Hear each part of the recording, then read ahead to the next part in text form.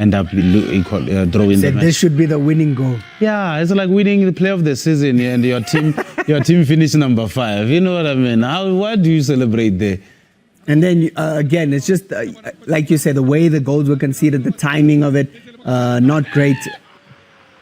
Early in the game, they conceded. They came back to get the lead, and then to surrender the lead again. It's really a difficult one for everyone at Sundowns to swallow. Yeah, the big one is the mighty Kaizer Chiefs to go all the way to Ndola and grind the result like they did. I played in this field quite sometimes. I must tell you, this is a very bumpy pitch. But to see Kaizer Chiefs going to that pitch and grinding result, and they gave performance like they did, I think they need to really, really be proud of themselves. Gavin Hunt will be very disappointed because for me, these are 2 goals that should not have happened. Mtiani, look, I love this boy, man. He's got so much desire in him, but he needs to just rein it in. Beautiful ball played in there. But I want you to see this, and I hope Mr. Ref is going to talk about this because that's offside right there. Yeah, that's offside. Especially you're obscuring the view of the You can't goalkeeper. jump in front of the goalkeeper. You can't jump like that in front of the goal. You're obscuring the view of the goalkeeper. Yeah. That was not caught. And so Gavin Hunt will feel really hard done by in this match because both goals are questionable. Now look at this. A penalty appeal. This one, man. He's jumping into the swimming pool, man. I don't know how to swim, but look at that, man. But that's the nature of the competition. You got to learn the hard way.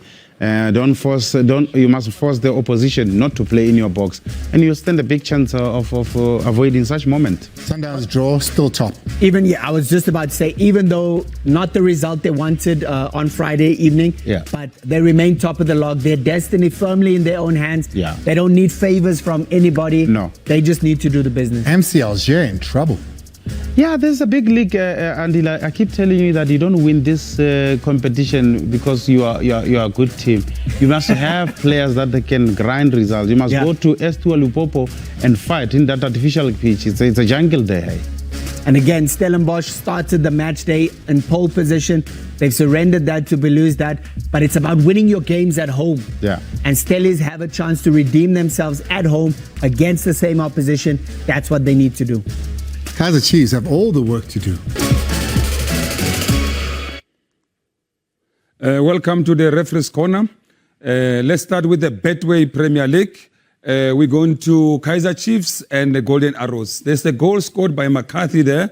Let's go and have a look. Some say there's no offside from a rebound, but when we go to law, we'll tell you about interfering with play, interfering with an opponent, and gaining an advantage by being in that position. If we look at it there, you can see that Lilepo is heading the ball. When Lilepo has the ball, McCarthy is in an offside position. When you are in an offside position, there's nothing you can do. You can't do anything. If you do any other thing, when the ball rebounds from the goalkeeper and comes to you, when you play it, you are now gaining an advantage by being in that position. So flag should have gone out for offside. It was not raised. Incorrect decision, Asisa Sekang.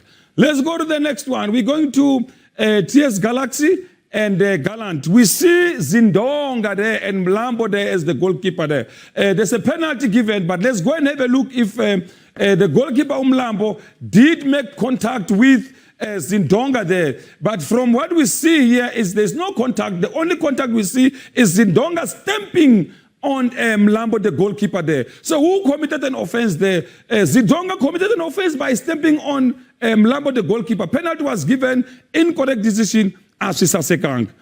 Let's go to the next one here. We're going to Apolis here.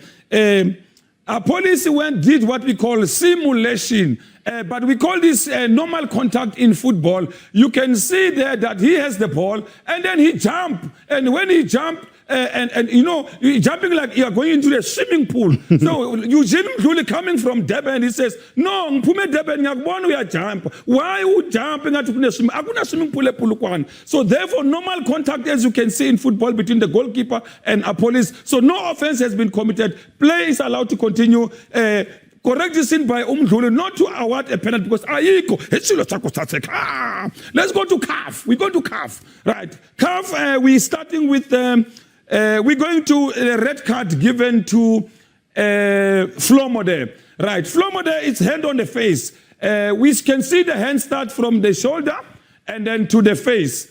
Now, if it goes to the face like that, the intensity is very low. So therefore, red card was given here. Red card for this. This is very, very low. Yellow card for hand on the face, it was enough. But to give a red card, it means it was striking an opponent using excessive force. So there's no excessive force. And but ayikho red card. Uref wemal uniki red card. Ayikho asisasekanga. We're going to take a quick break. When we come back on the other end,